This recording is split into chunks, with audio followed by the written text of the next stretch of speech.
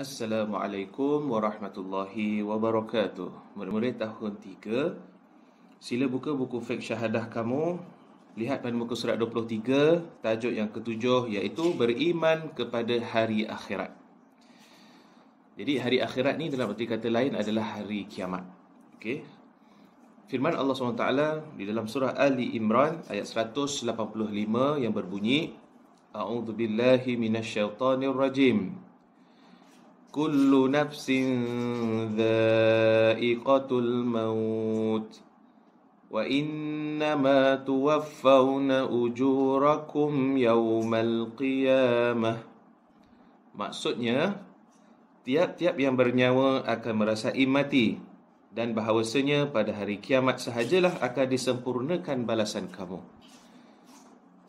Kita bertadabbur daripada ayat yang telah saya bacakan tadi, bahawasanya setiap makhluk Allah SWT yang ada di muka bumi, yang ada di langit maupun yang ada di lautan, yang mana mereka itu mempunyai nyawa, mempunyai roh, maka nescaya akan menemui kematian.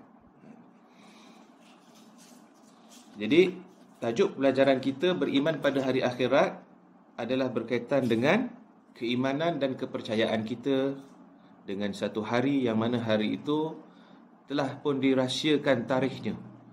Hari itu kita tidak tahu bila akan berlaku masanya.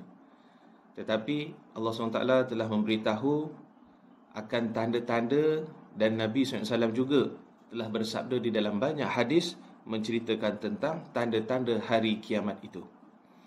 Jadi beriman kepada hari akhirat bermaksud percaya alam ini akan hancur. Itu maksud dia.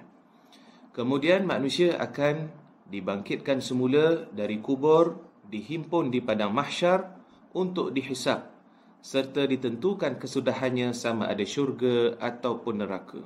Jadi inilah perjalanan hidup kita sebagai manusia, tidak terhenti di muka bumi. Tak kala mana kita telah meninggal dunia, akan dibangkitkan semula, dan itu dipanggil sebagai hari akhirat, dan di sana kita dihimpunkan di sebuah tempat namanya padang mahsyar. Maka ketika mana di padang mahsyar itu, bukan hanya sekadar kita yang berhimpun, bahkan bermula daripada umat zaman Nabi Adam AS akan berhimpun di tempat tersebut. Maka apakah yang akan berlaku pada ketika itu? Semua manusia akan dihisap. Makna hisap di sini akan dihitung setiap amalan, sama ada baik maupun buruk yang kita buat ketika mana kita hidup, semuanya itu akan diperhitung oleh Allah Subhanahu wa taala. Jadi inilah makna dan erti kewajipan yang kita perlu beriman pada hari akhirat, dan kepercayaan kita kepada hari tersebut mestilah dengan penuh keyakinan. Jadi murid-murid, apa sahaja yang kita buat pada hari ini di atas muka bumi, hendaklah kita sentiasa memerhatikan tindak tanduk tingkah laku kita. Kerana apa? Jikalau ketika mana kita melakukan sesuatu perbuatan itu yang tidak baik dan tidak elok, nescaya di hari akhirat ia dikira sebagai satu dosa. Manakala jikalau kita melakukan sesuatu perbuatan amalan soleh yang baik, disukai oleh ibu dan ayah kita, diredai oleh guru dan rakan-rakan kita, maka nescaya di hari akhirat ia akan dikira sebagai pahala yang berganda. Baik. Bagaimanakah untuk kita mengetahui tanda-tanda akan hampirnya hari kiamat? Di dalam kitab kamu, muka surat 24, dinyatakan di sini terdapat dua tanda. Yang pertama dikenali sebagai tanda-tanda kecil kiamat, yang kedua tanda-tanda besar kiamat. Jadi tanda kecil dan besar ini adalah sebagai satu panduan kepada kita umat Islam, supaya kita sentiasa bersedia dan sentiasa memikirkan tentang hari yang bakal kita lalui, iaitu hari kematian kita. Yang pertama, tanda-tanda kecil kiamat itu, orang miskin berlomba-lomba membina bangunan tinggi. Berarti apa di sini? Orang-orang yang susah, mereka bekerja keras untuk meningkatkan dan mendirikan bangunan semata-mata untuk bermegah dan berlomba, semata-mata bersaing dengan orang-orang kaya. Wanita menyerupai lelaki, begitu sebaliknya. Ini maksudnya apa? Orang lelaki dan perempuan mereka saling bertukar pakaian dan bertukar jantina mereka. Ini adalah perbuatan yang diharamkan dalam agama kita. Yang ketiga, wanita lebih ramai daripada lelaki.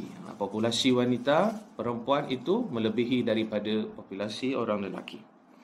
Ini sebahagian tanda-tanda kecil, dan tanda-tanda ini menurut sebahagian para ahli ulama telah sempurna tanda-tanda kecil ini yang berlaku di atas muka bumi. Jadi murid-murid, persiapan kita hari ini adalah persiapan kita menuju hari akhirat. Kerana apa? Tanda-tanda kecil ini telah ada semuanya berlaku di atas muka bumi. Seterusnya tanda-tanda besar, turunnya Nabi Isa alaihi salam. Ini saat turunnya Nabi Isa ini adalah membuktikan kepada masyarakat Yahudi dan Nasrani bahawasanya Nabi Isa itu tidak disalib dan tidak dibunuh oleh mereka. Tetapi Nabi Isa itu disimpan oleh Allah SWT di langit. Di manakah tempat di langit? Wallahu a'lam. Hanya Allah yang mengetahuinya. Seterusnya keluar Dajjal merosakkan agama Islam. Dajjal ini adalah makhluk yang mana ia mempunyai sedikit kelebihan yang Allah beri, tetapi kelebihan itu digunakan untuk merosakkan umat Islam. Yang ketiga, matahari terbit dari ufuk barat. Jadi hari ini setiap pagi kita melihat matahari terbit dari timur, tenggelam di barat. Tetapi ketika mana matahari itu terbit daripada barat dan tenggelam di timur, maka itu merupakan titik besar dan tanda besar berlakunya hari kiamat. Jadi sekadar itu dulu ringkasan yang boleh Ustaz ceritakan. InsyaAllah pada minggu yang akan datang, kelas secara bersemuka ataupun melalui Google Meet, Ustaz akan terangkan lebih mendalam apakah yang dimaksudkan dengan tanda-tanda hari kiamat. Wallahu a'lam bishawab. Assalamualaikum warahmatullahi wabarakatuh.